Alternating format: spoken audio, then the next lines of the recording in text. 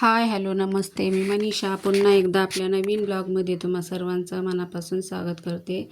तर पाहू शकता कपाटामध्ये खूप सारा पसारा झालेला आहे. कपडे अचकवचक ठेवण्यात आलेले आहेत. मुलं काय करतात, घाई गडबडीत असेच कोंबू कपडे ठेवते. तर पाहू शकता खूप असा पसारा झालेला आहे. तर आता हे सर्व कपडे मी व्यवस्थित ठेवते. आणि माझं काही आवरलेलं नव्हतं, मी तसंच आवरत होते. म्हटलं पहिलं घरातलं कामं सगळे आवरावं मग नंतर आवरावा. तर चला आता हे कपडे व्यवस्थित ठेवून घेते. तर प्लीज व्हिडिओला स्किप न करता पूर्ण पहा. आणि छोटाच ब्लॉग असतो माझा, तर संपूर्ण पहा. तर चला आता हे कपडे आवरून ठेवले अशा प्रकारे पाहू शकता. तर मला बाजारामध्ये पण जायचं आहे. तर चला आता हे कपाट आवरून वगैरे झालं.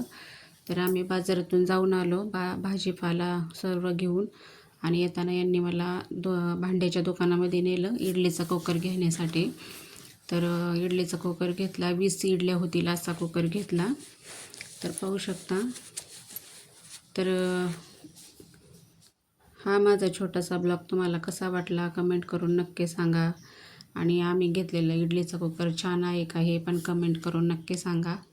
तर पाहू शकता अशा प्रकारचा इडलीचा कुकर आहे. आता हे तर सर्वांनाच माहिती आहे, तरीसुद्धा आमच्याकडे नव्हता म्हणून आम्ही घेतला. तर चला सर्वांना बाय.